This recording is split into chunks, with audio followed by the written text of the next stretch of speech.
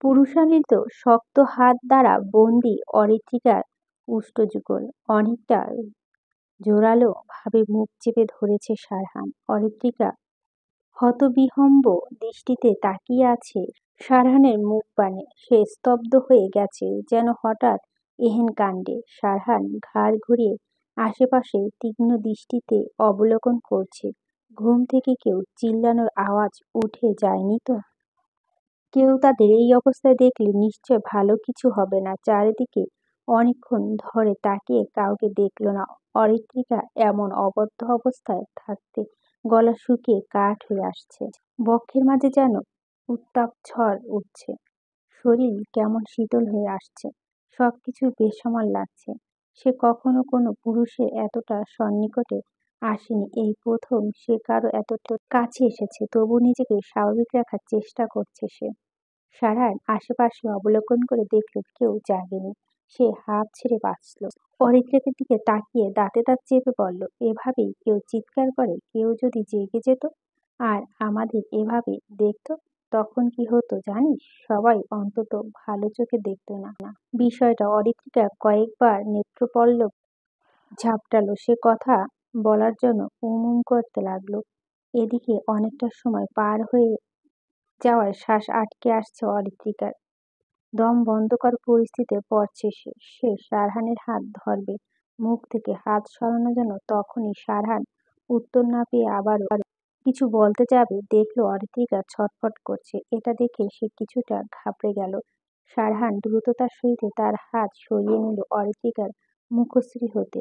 অরিত্রিকা আর দাঁড়িয়ে থাকতে না পেরে ধপ করে বসে পড়ল মেঝেতে। হাঁপানি রোগীর ন্যায় জোরে জোরে শ্বাস নিতে লাগলো। সারহানের কাঠিন্য রইল না। মুখ স্বাভাবিক হয়ে এলো। চোখের সামনে অরিত্রিকার এমন অবস্থা দেখে অনেকটা চমকালো সারহান। সে তো ভুলে গিয়েছিল অরিত্রিকার দম বন্ধ করার পরিস্থিতি সহ্য করতে পারে না। Oh shit! এটা কি করলো সে? অরিত্রিকা দেওয়ালে মাথা ঠেকিয়ে শ্বাস নিতে নিতে চোখ বন্ধ করলো। সারহান অরিত্রিকার পাশে বসে বিচলিত ভঙ্গিতে বলল, এই অরিত্রি, ঠিক আছিস? সরি, আমি ভুলে গিয়েছিলাম তোর শ্বাসকষ্ট প্রবলেম আছে।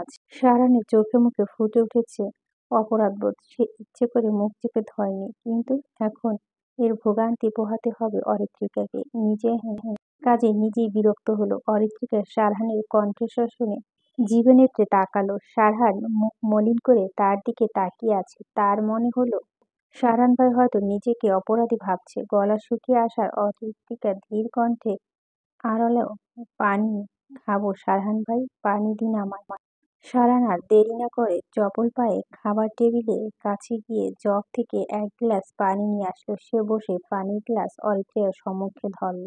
অরিত্রিকা হাত দিয়ে গ্লাস ধরতে যাবে, তখনই সারহান আদুরে স্বরে বলে উঠল, আমি খাইয়ে দিচ্ছি। অরিত্রিকা তার হাত নামিয়ে নিল। সারহানের আদুরে স্বর শুনে কিছুটা আহ্লাদি হলো সে। চোখ ভিজে এলো অরিত্রিকার। সারহান সহজে কারো সাথে এমন আদুরে কণ্ঠে কথা বলে না কখনো। সারহানের সযত্ন নিজ হাতে তার পানি খাইয়ে দিল। সারহান গ্লাসটা মেঝেতে রেখে শান্ত স্বরে বলল, এখন কেমন লাগছে? কিছুটা সময় এভাবেই কেটে গেল চোখের পলকে। অরিত্রিকার শ্বাসকষ্ট একটু কমেছে, এই অতি ধীর উত্তর দিল। এখন একটু ভালো। রুমে যেতে পারবি? অরিত্রিকা মুখে অসহায়ত্ববোধ সাফ স্পষ্ট। সে একা সিঁড়ি পাড়িয়ে হেঁটে যেতে পারবে না। ক্ষীণ দৃষ্টি ফেলল সারানের পাশে। সারান তো দেখে বুঝলো অরিত্রিকা একা যেতে পারবে না। সে বলল, 5 মিনিট ওয়েট কর, ইশরাকে ডেকে দিচ্ছি, তোকে নিয়ে যাবে। অরিত্রিকা দুর্বল চিত্রে বলে উঠল, ঈর্ষা হয়তো ঘুমিয়ে পড়েছে। জেগে থাকলে আমার খোঁজ নিচে চলে আসতো। সারহানের মুখশ্রী গম্ভীর হলো। এভাবে তো সারা রাত এখানে বসে থাকা যাবে না। সে কিছু একটা চিন্তা করে বলল, তাহলে কি করা? চল, আমি তোকে রুমে রেখে আসি। অরিত্রিকা ভাবলো সারহানের কথা না শুনে উপায় নেই। সে সায় জানিয়ে বলল, ঠিক আছে। সারহান দাঁড়িয়ে অরিত্রিকার দিকে হাত বাড়িয়ে দিল। অরিত্রিকা না বুঝে সারহানের দিকে তাকালো। সারহান তার দেখে বলল, হাত ধরে উঠে দাঁড়া। অরিত্রিকা অস্বচ্ছন্দে হাত বাড়িয়ে সারহানের হাত ধরে উঠে দাঁড়ালো। সারহান আর আরেক হাতে প্যান্টের পুরে অন্য পকেট থেকে রুমাল বের করলো। সে রাতে এসে তার ড্রেস চেঞ্জ করেনি। কারণ সময় হয়নি। এসেছে এমপি মহোদয়ের সাথে কথা বলেছিল। অরিত্রিকা সারহানের হাতে রুমাল দেখে ভাবল এটা আবার কি করবে। সারহান রুমাল দ্বারা অরিত্রিকার মুখের কালি ধীরে ধীরে মুছে দিতে লাগলো। অরিত্রিকা যেন থমকে গেল। স্তম্ভিত নয়নে সে সারহানের দিকে তাকালো। তার সবকিছু কেমন অবিশ্বাস্য মনে হচ্ছে। সে কি দেখছে? সারহান তার নিজের হস্তে মুখমণ্ডল থাকা কালি আস্তরণ তুলে নিচ্ছে। স্পর্শ অরিত্রিকা বিচলিত হলো। তার শরীর যেন অসাড় হয়ে আসছে। সে কিছুটা পিছিয়ে গেল। সারহান তখন পুরুষনালিত মুঠে দ্বারা অরিত্রিকার হাত শক্ত করে ধরল। অরিত্রিকার কাছে সবকিছু অস্বাভাবিক লাগলেও সারহান স্বাভাবিক আছে। কালি মুছতে মুছতে সারহান গম্ভীর কণ্ঠে বলল, আর কোনোদিন এমন উদ্ভব সাজবি না। আর আমার সামনে এমন উদ্ভট পোশাকে আসবি না। কেমন পেতনির মতো লাগছে তোকে। আয়নার সামনে গিয়ে একবার নিজেকে দেখবি কেমন লাগছে। আমার জায়গায় যদি আফ্রিদি থাকতো তখন কেমন হতো? লজ্জা দাঁড়াতে পারতি না তার সামনে।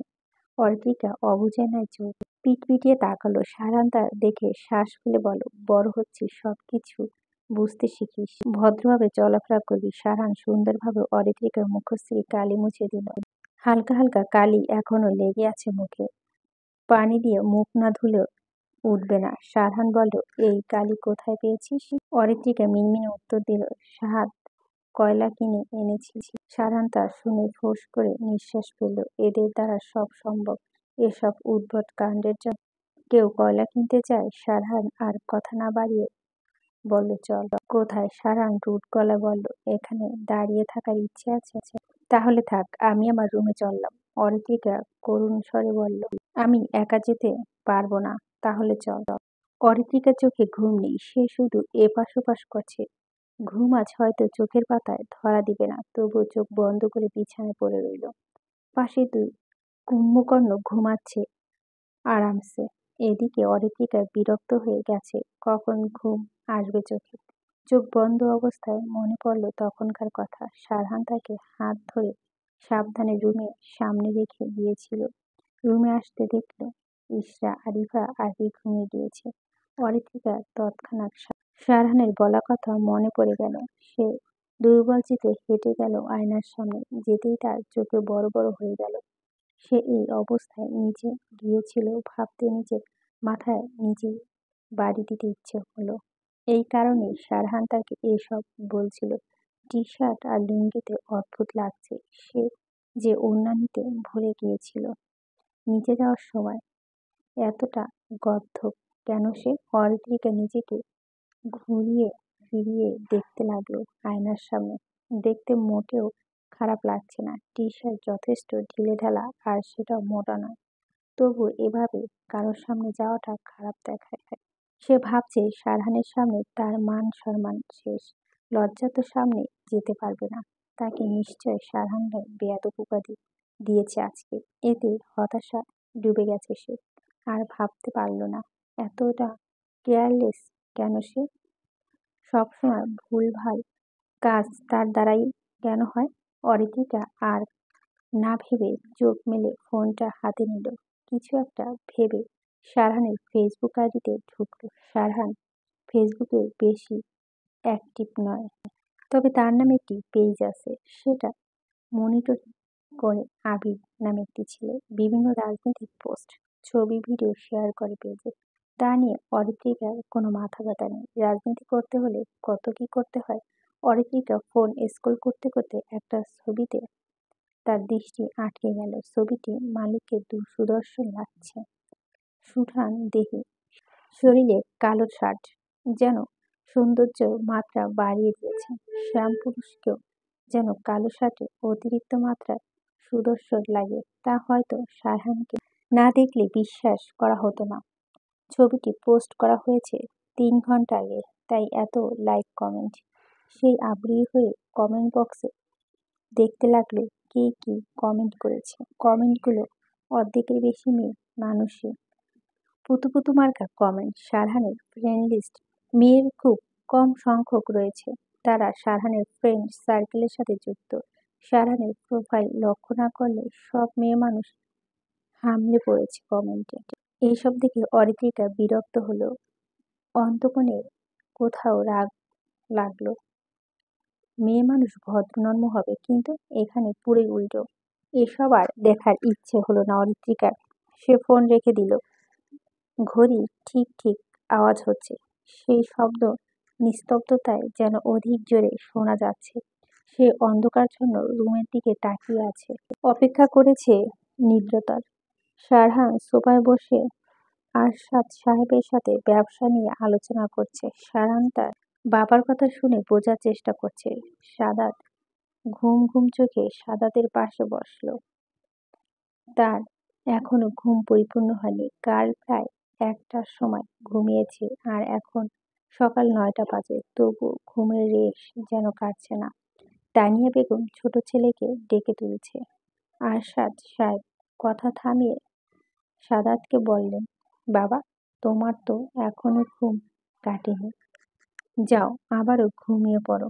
সাদাত বুঝল তার বাবা ঘুমের জন্য ব্যগ্র করেছে তাকে। সে কথা গায়ে মাখল না, উল্টো হেসে বলল, আজ ঘুমাতে ভালো লাগছিল না, তাই আগেই উঠে পড়েছি। কাল থেকে ভাবছি ১২টা পর্যন্ত ঘুমাবো। আশাস সাহেব বুঝল ছেলেটা বড্ড বদমাশ হয়েছে। তিনি আর এসব নিয়ে কিছু বললেন না। সারহান সাদাতের দিকে তাকিয়ে বলল, রাতে কি করেছিস বাবাকে বলবো? সাদাত ভাইয়ের কথা শুনে ঢোক গিলল। আমতা আমতা করে বলল, আরে রাতে তো আমি ঘুমিয়েছিলাম, তুমি কিসের কথা বলছো? সারহান ভুরু কুঁচকে বলল, বুঝতে পারছিস না? না তো। সাথী বেগম রান্নাঘরের সামনে সকল আইসক্রিম পড়ে থাকতে দেখেছেন। পুরো মেঝে আইসক্রিম গলা পানিতে ছেয়েছিল। তিনি ড্রয়িং রুমে এসে সাদাতকে জিজ্ঞেস করলেন, সাদাত, তুই কোনো বিড়ালকে দেখেছিস আমাদের বাড়ির আশেপাশে ঘুরতে? সাদাত বলল, না তো। কেন, কিছু হয়েছে? সাথী বেগম মুখ গম্ভীর করে বললেন, আর বলিস না, রাতে মনে হয় কোনো বিড়াল এসেছিল বুঝলি। এক বাটি আইসক্রিম ফেলে দিয়েছে মেঝেতে, কিন্তু বিড়ালটাকে তো খুঁজে পেলাম না।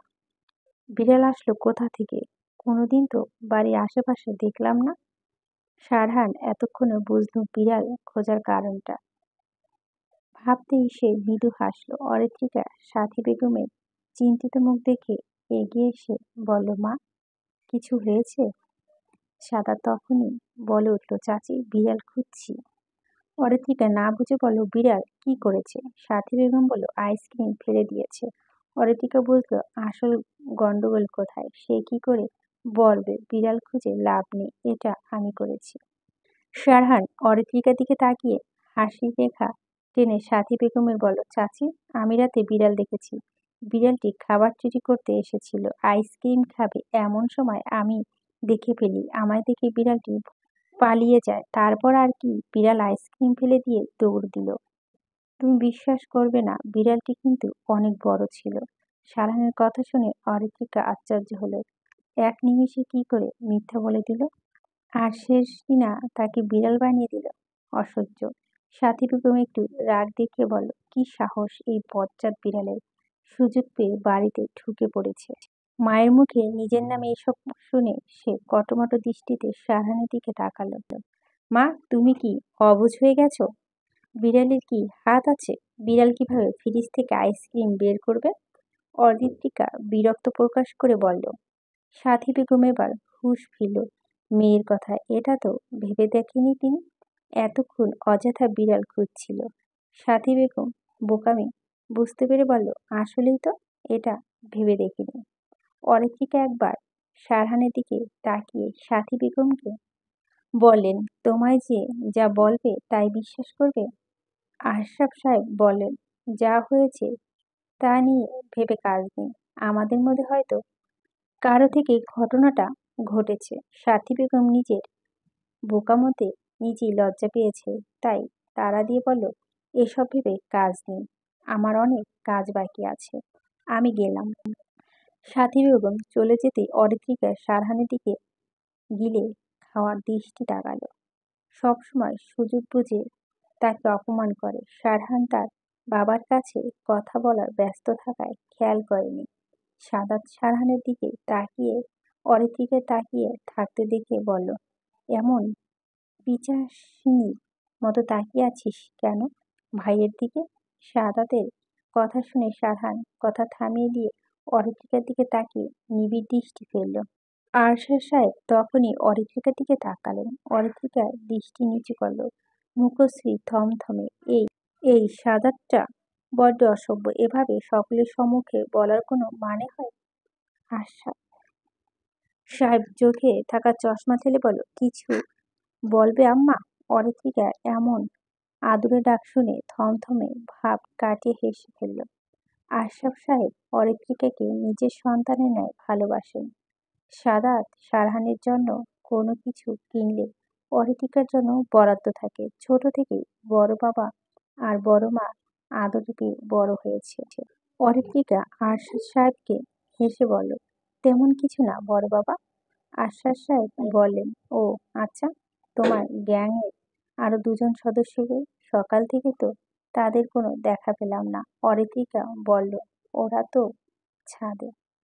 আমিও ছাদে ছিলাম, সাদাতকে ডাকতে এসেছিলাম। আরশাদ সাহেব বললেন, ওদের ডেকে নিয়ে এসো, সকালের খাবার খাবে সকলে একসাথে বসে। ঠিক আছে। অরিত্রিকা আরশাদ সাহেবের সাথে কথা বলে ছাদে ইভা আর ইশরাকে ডাকতে গেল। সাদাত সাহেব সারহানের উদ্দেশ্যে বলেন, রাজনীতির পাশাপাশি আমাদের অফিসের কাজকর্মে একটু মনোযোগী হও। সারান আরশাদ সাহেবের কথা শুনে বলল, ইলেকশন হয়ে যাক, তারপর থেকে অফিসেও সময় দিব। ঠিক আছে, তাহলে ওই কথা রইল। আমি বাগান থেকে একটু হেঁটে আসি, ওকে?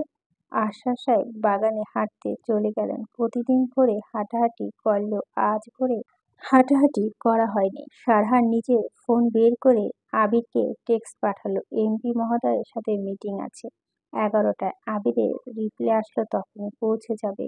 সারহান ফেসবুক ওপেন করলো। ফোন স্ক্রল করতে করতে একটা পোস্ট তার চোখে পড়ল। সেখানে নয়ন তালুকদার ভদ্রবেশে নেতার ন্যায় মানুষকে খাবার, কর্মসংস্থান, বাড়ি দেওয়ার প্রতিশ্রুতি দিয়ে ভাষণ দিচ্ছেন।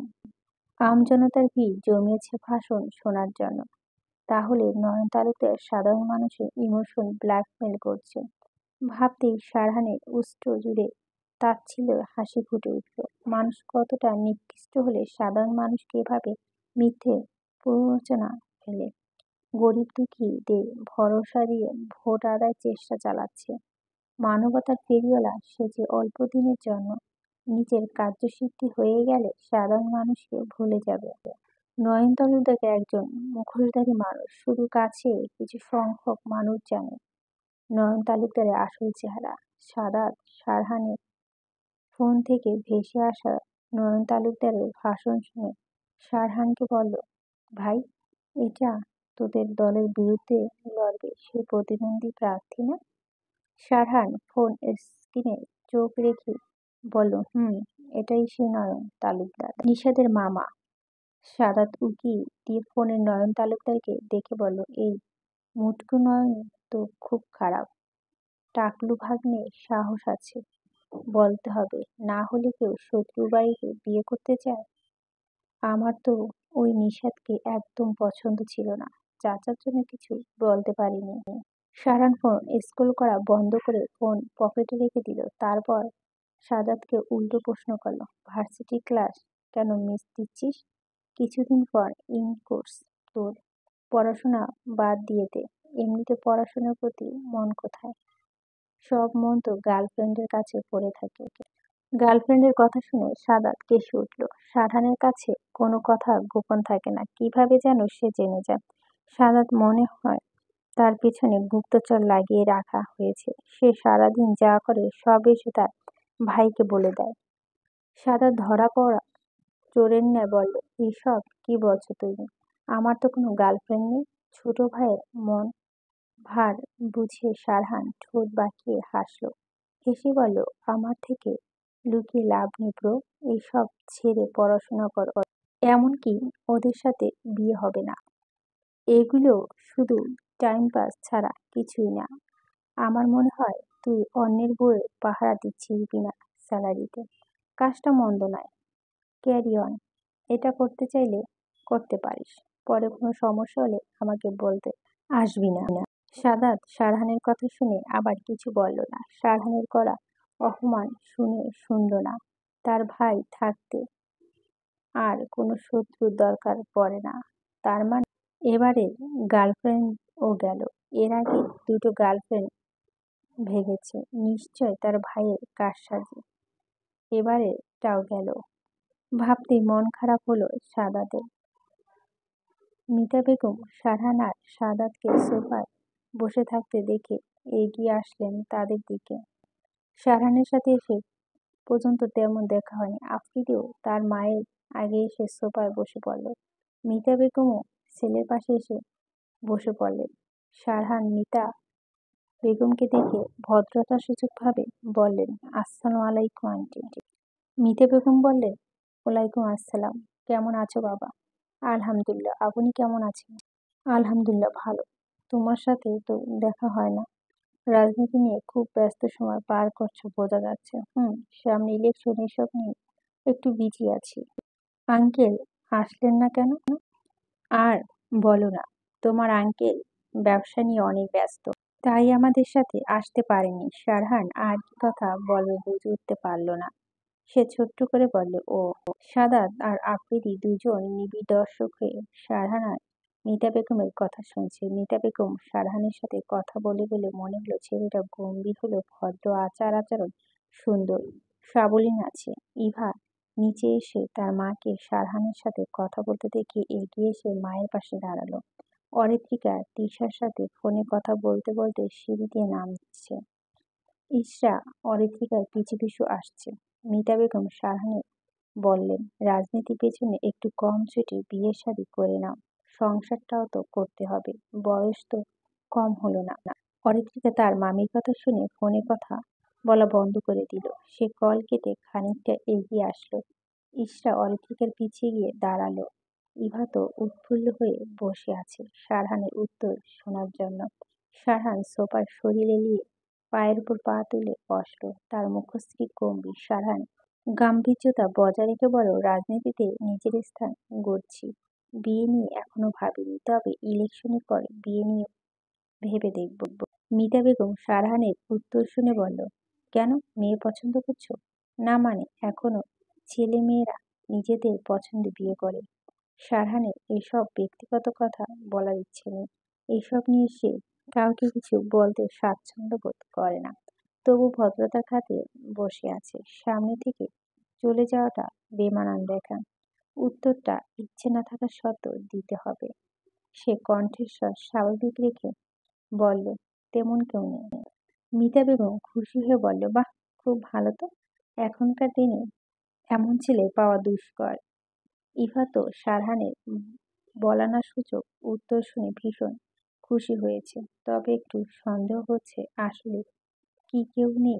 অরিত্রিকা প্রতিক্রিয়াহীনভাবে দাঁড়িয়ে আছে। সে জানত সারহান এমন উত্তর দেবে। আফ্রিদি মায়ের কথা শুনে হা হুতাশ করে বলল, মা, তুমি কি আমায় দেখতে পাচ্ছ না? আমার তো বিয়ের বয়স হয়েছে, আর কতকাল সিঙ্গেল হয়ে ঘুরবো। বিয়েটা দিয়ে দাও তোমার ছেলে বউয়ানি। মিতা বেগম মেকি রাগ দেখিয়ে ছেলের কাঁধে চাপড় দিয়ে বলল, কোন ছেলেকে দেখছিস বিয়ের জন্য লাফাতে? কানাডা গিয়ে নির্লজ্জ হয়েছিস দেখছি। ছোট বড় নামে বিয়ের কথা বলে দিলি। আমি তো সত্যি বললাম, বিয়েটা দিয়ে দাও। অসভ্য ছেলে একটা। অরিত্রিকা, সাদাত, ইভা, ইশরা, আফ্রিদি কথা শুনে হেসে উঠল। সারহানের মুখে কোনো হাসি নেই। সে মিতা বেগমকে বলল, আন্টি, আমার জরুরি কাজ আছে, উঠতে হবে। মিতা বেগম সারহানে বলল, ঠিক আছে বাবা, যাও। সারহান নিজের হাতে থাকা ঘড়িতে টাইম দেখে নিল। বেশি সময় নেই, এখনই যেতে হবে। সে সোফা থেকে উঠে সদর দরজায় গিয়ে গ্যারেজের দিকে গেল। চৌধুরী বাড়িতে ছোটখাটো যেন ঈদ লেগেছে। অরিন মামি এসেছে জেনে চলে তাড়াহুড়া করে ব্যাগ গুছিয়ে বাপের বাড়িতে চলে এসেছে। অরিনের হাজবেন্ড অফিসে যাওয়ার সাথে চৌধুরী বাড়িতে রেখে গিয়েছে। পড়ন্ত বিকালে সবাই ছাদে আড্ডা আসর বসিয়েছে। এখানে সবাই উপস্থিত থাকলেও অনুপস্থিতি আরশাদ সাহেব, আজমল সাহেব, আফ্রিদি আর সারহান। বিবাহিত নারী সংসারে বিভিন্ন কথা নিয়ে মজে আছে। তাদের থেকে কিছুটা দূরত্ব রেখে আরিত্রিকা, সারাত, ইশরা আর ইভা বসে আছে। তাদের গল্পের টপিকস আলাদা। অরিত্রিকা কাল রাতে আইসক্রিমের কাহিনী সবাইকে বলতে, তবে খোলাখুলি সবকিছু বলেনি। সে যে কোনো অসুস্থ হয়ে পড়েছিল সেটাও চেপে গেছে। সব কথা না বলা সেও। ইশরা সাদাত জানলে উঠতে বসতে রাগাবে। সবাই নিজেকে কথা বলার মধ্যে মশগুল থাকলেও ইভা চুপচাপ বসে কিছু একটা সাদাত ইশরা আর অরিত্রিকাকে বলো, ভার্সিটি অ্যাডমিশন তো 1 সপ্তাহ পর থেকে শুরু হয়ে যাবে। পড়াশোনা শুরু কর, না হলে দেখা যাবে চাচা তোদের দুজনকে একসাথে বাড়ি ছাড়া করবে। ইশরা চমকে উঠে বলো, কি বলছিস? আমি তো তোদের বাড়িতে এসে ঘুরে ফিরে বেড়াচ্ছি, সামনে অ্যাডমিশন ভুলে গেছি। আমি কাল বাড়ি যাব তাহলে। অরিত্রিকা বিতৃষ্ণা নিয়ে বলো, আর ভালো লাগে না। আবার অ্যাডমিশন, আবার পড়াশোনা, গাদা গাদা বই পড়তে হবে। সাদাত অরিত্রিকার কথা শুনে বলো, এবার চান্স পেতে হবে, না হলে চাচাকে তো চিনিস যে রাগ। রে, এবার চান্স পেতেই হবে যে কোনো ভার্সিটিতে। তবে এই শহর ছেড়ে যেতে ইচ্ছে হয় না। রাজশাহীতে চান্স পেলে খুব ভালো হতো। ভালো করে পড়, তাহলে রাজশাহী ভার্সিটিতে চান্স পেয়ে যাবি। আমাদের রেকর্ড হয়ে থাকবে। চৌধুরী বাড়ির সকল ছেলে মেয়ে রাজশাহী ভার্সিটির স্টুডেন্ট ছিল আসলে। তানিয়া বেগম আর মিতা বেগমের দুজনের কথা চলছে। অরিত্রিকা সেদিকে মনোযোগী হবে না, করেও মনোযোগী হলো না, কারণ সারহানের বিয়ে নিয়ে আবারও কথা তুলছে মিতা বেগম। অরিত্রিকা মনে মনে খুব বিরক্ত হলো। সারহান ভাইয়ের বিয়ে নিয়ে এত লাফালাফি কেন করেছে সে বুঝে উঠতে পারছে না। তার উপর সকলে সায় জানাচ্ছে। ইশরা বসে থেকে সবকিছু শুনতে পাচ্ছে। সে অরিত্রিকাকে ধীরে বলল, বই, এইটা তোর মামি নাকি কোনো ঘটক? সারহান ভাইয়ের বিয়ের পেছনে লাগছে, এমন ভাব করছে মনে হচ্ছে যে মেয়ে পাবে তার সাথে সারহান ভাইয়ের বিয়ে দিয়ে দিতে। আমার ভয় করতেছে রে, কখন যেন আমার আর তোর বিয়েটা দিয়ে দেয়। সাবধানে থাকিস বই। অরিত্রিকা বিরক্ত মাত্রা বাড়ালো। সে ইশারার কথা কোনো উত্তর দিল না। ভাবি, আপনার মেয়েটা মাশাআল্লাহ অনেক সুন্দরী, ভদ্র, নরম। প্রথম দিনই দেখে ভালো লেগেছে। আপনি কিছু না মনে করলে একটা কথা বলতে চাই। তানিয়া বেগম সংকুচিত কণ্ঠস্বর অরিত্রিকা সহ বাকি তিনজনের কানে পৌঁছালো। মুহূর্তে কান সজাগ হলো তাদের। তানিয়া বেগম কি বলতে চাইছেন তা জানার জন্য তানিয়া বেগমের দিকে তাকালো সকলে। মিতা বেগম তানিয়া বেগমের কথা শুনে বলল, আরে বলিন, আমরা নিজেরাই তো কিছু মনে করব না। তানিয়া বেগম সংকোচন ভুলে গেল। তিনি বলে উঠলেন, আমি আপনার মেয়ে ইভাকে সারহানের বউ করে এই বাড়িতে নিয়ে আসতে চাই। তানিয়া বেগম এক বাক্যে যেন বজ্রের ন্যায় মনে হলো অরিত্রিকা বক্ষস্থল ধক করে উঠল তৎক্ষণাৎ। সে এক মুহূর্তের জন্য যেন স্তব্ধ হয়ে গেল। বৃষ্টিস্নাত সন্ধ্যায় মেঘাচ্ছন্ন আকাশ, দমকা হাওয়া, শহরের পরিবেশ আজ মনোমুগ্ধকর হয়ে উঠেছে। প্রকৃতি সেজেছে নতুন সাজে। ভ্যাপসা পড়া গরম থেকে জনজীবনে কিছুটা স্বস্তি ফিরেছে। জমজমিয়ে বৃষ্টি নেমেছে ধরণীতে অনেক আগে। শহরে মানুষগুলো ব্যস্ততা কমিয়ে বাড়ির দিকে ছুটছে। আকাশে মাঝে মাঝে বজ্রপাতের আওয়াজ আর বজ্ররশ্মি দেখা মিলছে। চারিদিকে মন মাতানো পরিবেশ থাকলেও একজনের মন আজ মেঘ জমেছে। মন খারাপ আজ প্রিয় সঙ্গী হয়েছে তার। অরিত্রিকা উদাস মনে ছাদে রেলিংয়ে ঘেঁষে অদূরে দৃশ্যমান দমকা হাওয়া, নাচরনত গাছপালার দিকে অপলক তাকিয়ে আছে। বৃষ্টির পানিতে ভিজে যাচ্ছে সে, তবুও যেন সেদিকে খেয়াল নেই। প্রতিনিয়ত তার কানে যেন একই কথা বেজে যাচ্ছে, সারণীর বিয়া ইভা আপুর সাথে। ভাবতেই চোখ কুঁদা হতে উপচে পড়ছে অশ্রু।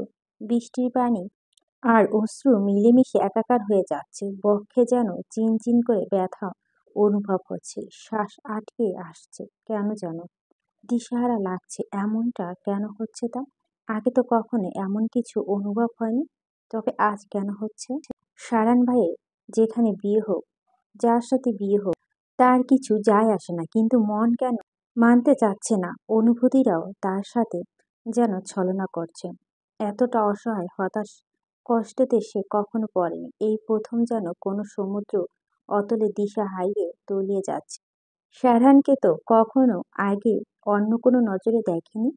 সারহান তার থেকে অনেকটা বড় হওয়ার বন্ধুত্বপূর্ণ সম্পর্ক গড়ে ওঠেনি। অরিত্রিকা সারহানকে সম্মান করলেও শত্রুর নজরে দেখে কারণটা সারহান প্রায়ই তাকে অপমান করে। তবে কিছুদিন যাবৎ নিজের মাঝে পরিবর্তন লক্ষ্য করছে সে।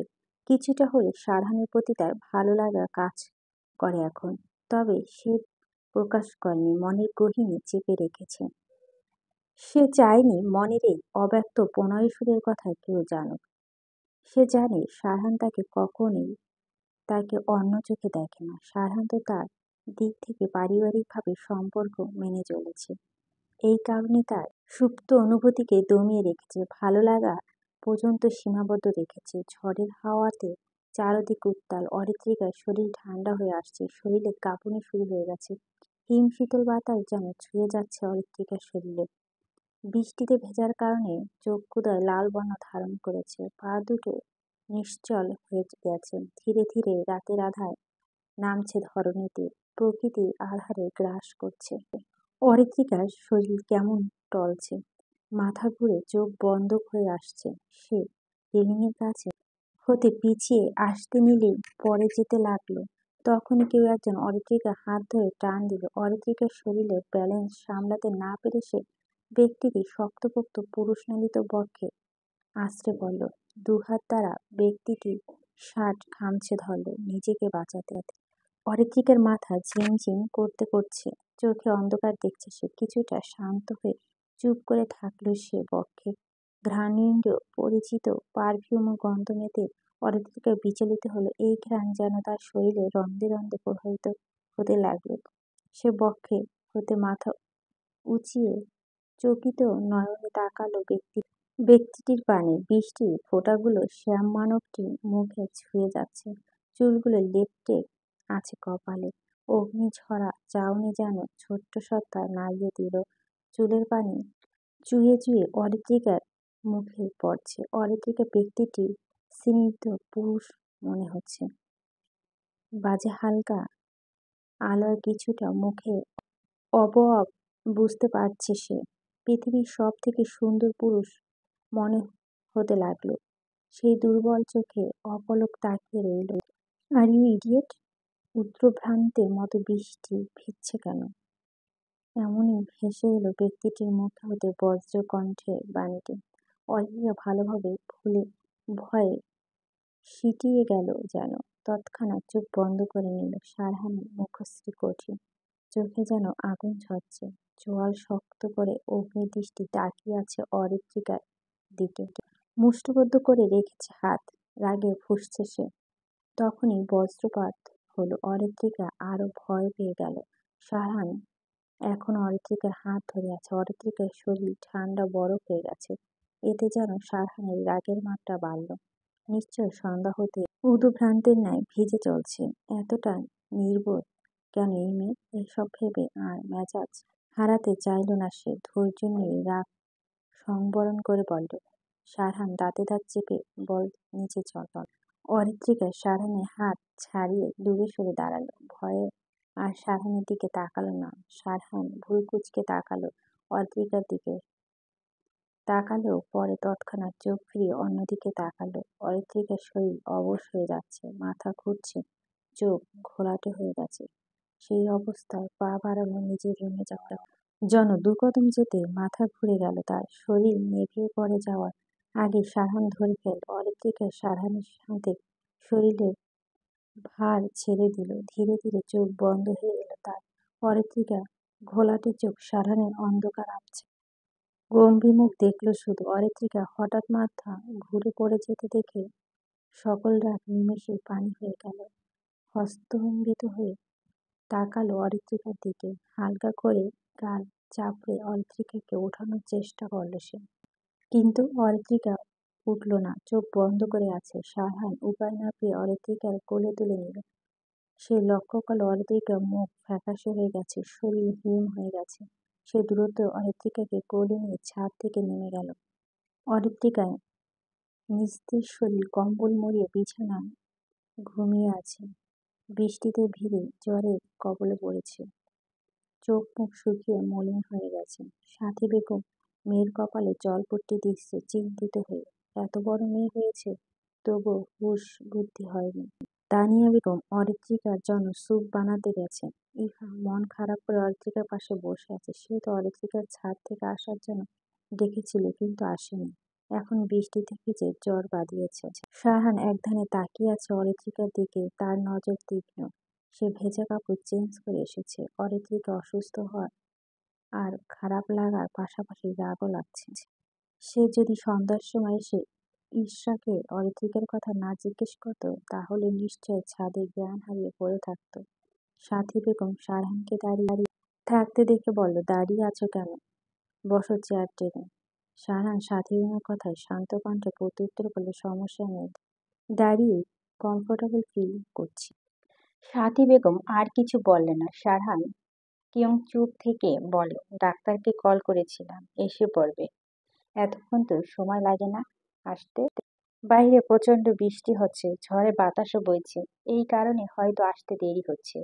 হতে পারে তোমার চাচাকে কল দিয়েছিলাম, বৃষ্টিতে আটকে পড়েছি, এসে যাবে, টেনশন করতে নিষেধ করেছে। এই আবহাওয়া অরিন ভাবি, ইফা, সাদাত আর আফ্রিদি বাইরে গিয়েছে। ওদের যে কি অবস্থা! সাদাত কল দিয়েছিল আসতে লেট হবে। সাথী বেগম ইফাকে বলল, ইফা, আমি একটু নিচে থেকে আসছি, তুই অরিত্রিকাকে জলপট্টি দিতে থাক। ইফা বলল, ঠিক আছে মামি। সাথী বেগম রুম থেকে প্রস্থান করতেই শারহান চেয়ার টেনে বিছানার পাশে বসল। ঈশা অরিত্রিকার মাথায় জলপট্টি দিতে ব্যস্ত। শারহান দুশ্চিন্তাগ্রস্ত হয়ে ঈশাকে জিজ্ঞেস করল, জ্বর কি খুব বেশি? ঈশা শারফানকে বলল, জি ভাইয়া।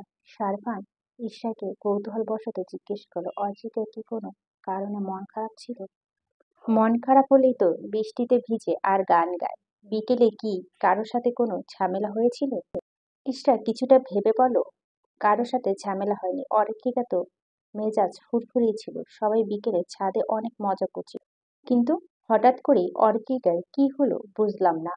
কোনো কিছু নিয়ে হয়তো আপসেট হয়ে গেছিল। আমরা নিচে আসার জন্য ডাকছিলাম, কিন্তু অরিত্রিকা আসেনি। আমাদের সকলকে বলছিল একটু পরে আসবে।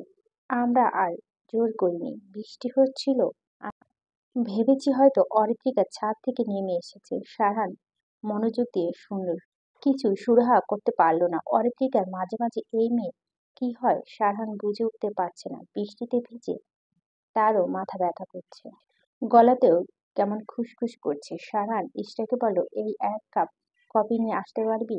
ইশরা ভাবলো যাবে কি যাবে না, গেলে অরিত্রিকাকে কে দেখবে, আর বড় মানুষের কথা অমান্য করা খারাপ দেখায়। মুখের উপর না বলা যায় না। অন্য কেউ হলে বলতো যেতে পারবো না, কিন্তু শারহান না বলা যাবে না, যদি ধমক দেয়। ইশরাকে গভীর চিন্তা মগ্ন দেখে বলল, যাবো। ইশরা বলল, যাচ্ছি। ইশরা রুম থেকে বেরিয়ে কফি আনতে গেল। শারহান ট্রাউজারের পকেট হতে ফোন বের করে ডাক্তারকে কল দিল। ফোন বন্ধ বলছে। শারহান এত প্রচন্ড বিরক্ত হলো, বিপদের সময় এমনই হয়, কাউকে কলে পাওয়া যায় না। সে ফোন আবার পকেটে পুরল। অরিত্রিকা জ্বরের ঘরে কেঁপে কেঁপে উঠল। কিছু একটা বিড়বিড় করে জপে চলছে, অনেকটা ধীরে বলার কারণ শারহান কান অব্দি পৌঁছাচ্ছে না। শারহান মনোযোগ দিয়ে শোনার চেষ্টা করলো, কিন্তু ব্যর্থ হলো শুনতে। অরিত্রিকা হয়তো জ্বর বেড়েছে, সেই কারণেই বিলাপ বকছে। শারহান স্বাভাবিকভাবে জ্বর দেখার উদ্দেশ্যে হাত বাড়িয়ে জলপট্টি সরিয়ে অরিত্রিকার কপালে হাত রাখলো। রাখতেই চমকে উঠল সে, এত জ্বর! জ্বরে মনে হচ্ছে ভাব বের হচ্ছে। শারহান বিচলিত ভঙ্গিতে কাপড় ভিজিয়ে অরিত্রিকার কপালে রাখলো। বৃষ্টি স্নাত সন্ধ্যা পেরিয়ে সময়টা এখন গভীর রাত। বাহিরে ঝড়ো হাওয়া বইছে। বৈশাখ মাসের সমাপ্তি ঘটল। ঝড় বৃষ্টি যেন আজ নিজ ইচ্ছে মতো ধরণীতে পদার্পণ করছে। রুমের জানালা খোলা থাকায় শীতল হাওয়া জানালার পর্দাগুলো তাল মিলিয়ে নড়ছে। শারহান দুশ্চিন্তাগ্রস্ত হয়ে বসে অরিত্রিকার রুমে। কপালে চিন্তার ভাঁজ স্পষ্ট। দৃষ্টি তার অরিত্রিকার দিকে। মেয়েটা জ্বর নিয়ে বেঘোরে ঘুমাচ্ছে। মাঝে মাঝে ঠান্ডা অনুভব হয়, নড়ে চড়ে উঠছে। শারহান ছোট টেবিলে রাখা পানির বাটিতে কাপড় ভিজিয়ে অরিত্রিকার কপালে সুন্দরভাবে মেলে দিল। এর মাঝে সে ডাক্তারকে অনেকবার কল দিল, বারবার ফোন বন্ধ বলছে, হয়তো নেটওয়ার্ক প্রবলেম। বৃষ্টিতে নিশ্চয় আটকে গেছে কোথাও। শারহানের মাথা ব্যথা বেড়ে চলেছে। সে ধৈর্য নিয়ে সহ্য করছে। ইশরাও এখনো কফি নিয়ে আসেনি। সাথী বেগম আর তানিয়া বেগমের কোনো দেখা নেই। সারহান রুমে জানালা ভেদ করে বাইরে দৃষ্টি ফেলল। আবহাওয়া আরো খারাপ হয়ে গেল। ঝড় বৃষ্টির গতি বেড়েছে। শো শো করে বাতাস ধ্বনি ভেসে আসছে। সারহান অরিত্রিকার কপাল থেকে কাপড় সরিয়ে আবার হাতের উল্টো পাশে দিয়ে কপাল স্পর্শ করে দেখল জ্বর কমেছে কিনা। সে অনুভব করলো জ্বর আগে থেকে অনেকটা কম। এতে কিছুটা স্বস্তি পেল সে। প্রথমে জ্বরের তাপ বেশি থাকায় সারহান আতঙ্কিত হয়ে গিয়েছিল। সে কখনো কাউকে অসুস্থ হলে সেবা করেনি, এই প্রথম এতটা যত্ন কারো সেবা করলো। এই অনুভূতিটা মোটেও পছন্দ নয়। তাকে যদি বাইরে এই জলপট্টি দিতে দেখতো নিশ্চয় অনেক অবাক হতো। হওয়ারই কথা। রাজনীতিতে যুক্ত কাঠখোট্টা মানুষ কখনো কি এসব কাজ করে? হয়তো করে, তবে খুব কম সংখ্যক। অরিত্রিকা শীতল কিছু কপালে অনুভব হতেই নড়েচড়ে উঠল। ঘুমানোচ্ছন্ন মুহূর্তে বিদায় দিয়ে পিটপিটিয়ে চাইল সে। শরীরের তীব্র ব্যথা অনুভব হলো। জ্বরে যথেষ্ট কাবু করে ফেলেছে বুঝল সে। তন্দ্রাচ্ছন্ন চোখে দুর্বল চিত্তে তাকাতেই সামনে আবিষ্কার করলো সারহানকে। তাকে কয়েকবার নেত্রপল্লব ঝাপটালো সে। সারহান অরিত্রিকার জায়গার সাথে সাথে নিজের হাত গুটিয়ে নিল। অরিত্রিকা বোঝার চেষ্টা করলো আসলে কি সারহান তার সামনে বসে আছে কিনা। বোঝার আগে অসহ্য মাথার যন্ত্রণা চোখ মুখ কুঁচকে এলো তার। সে এক হাতে তার মাথা চেপে ধরল।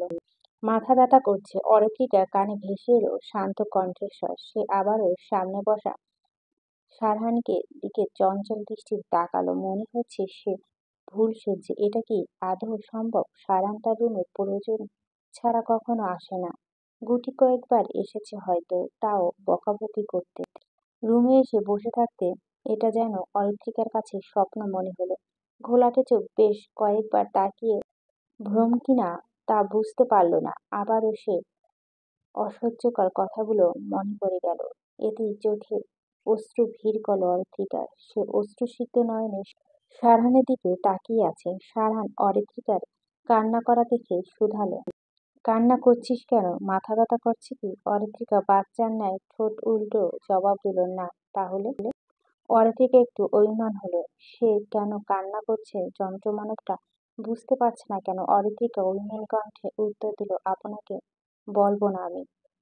সারহান ভুরু কুঁচকে বলল, তাহলে কাকে বলবি? অরিত্রিকা চুপ হয়ে গেল। চক্ষু হতে নির্গত নোনা পানি ফোয়ারা থেমে থেমে গাল বেয়ে পড়ছে। অরিত্রিকা মস্তিষ্ক ধরে দিয়েছে সামনে দণ্ডায়মান ব্যক্তি তার মনের মানুষ। মানুষটি তো তাকে আশেপাশেও ঘেঁষতে নিষেধ করেছিল। ভেবেই মলিন হাসল। ভ্রম হয়েছে তো কি হয়েছে? কথা তো বলতে পারছে সে।